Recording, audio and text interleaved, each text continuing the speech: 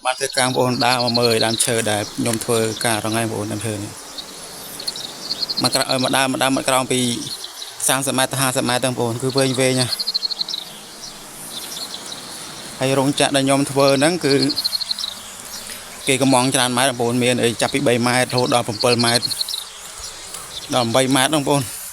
តាំងគេកំងអញ្ចឹងបើភាកច្រើនអាវែងគេអត់សូវកំងទេកំងភាកច្រើនគឺត្រឹមតែ3ម៉ែត្រហើយនិង4ម៉ែត្របងធ្វើរងថ្ងៃភាកច្រើនគឺ3ម៉ែត្រនិង4ម៉ែត្រ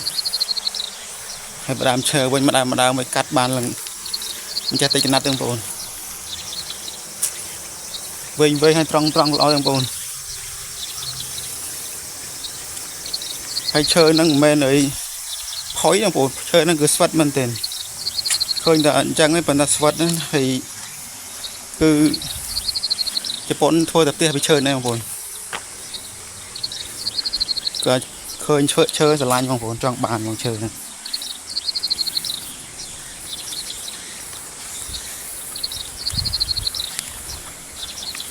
ឈើខ្លះអោបមកជុំអត់ជុំទេបងប្អូនគឺធំណាធំហ្នឹងគេអត់ទៅទុកបងប្អូនគឺកាត់ភាកច្រើនត្រឹមតែអីប៉ិនអីអាពីយ៉ាងដាក់អង្គយើងបងប្អូនពីដាក់អង្គពីសម័យមុននោះប៉ុណ្្នឹងឯង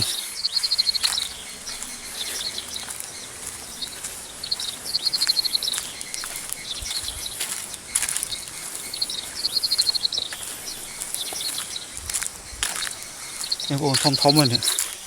អានេះចង់ប៉ិនពីងទឹកអីនេះអោបអត់ជុំទេណាបងប្អូន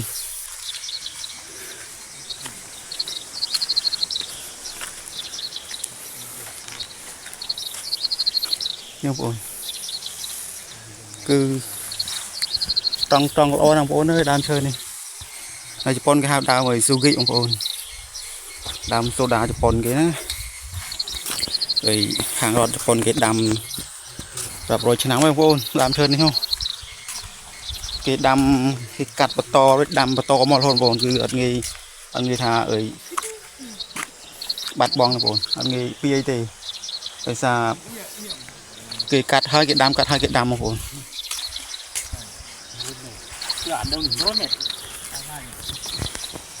มันក្រោមពី50ម៉ែត្របងប្អូនមកដើមនេះគឺវែងហើយត្រង់បងប្អូនបើឈើបានដាំនៅខ្មែរយើងវិញមិនដឹងជាងតែយ៉ាងណានេះ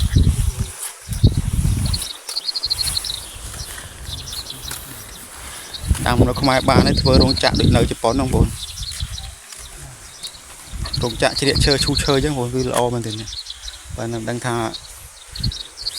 ប្រហែលឆ្នាំបានប៉ុណ្ណេះទេបងប្អូននេះនៅប្រហែលឆ្នាំនេះបានប៉ុណ្ណឹងបងប្អូនធំហ្នឹងចង់100ម៉ែត្រទេបងប្អូននេះអូណាមើលដាច់កន្ទុយភ្នែកបងប្អូនតែងើយមើលបងប្អូន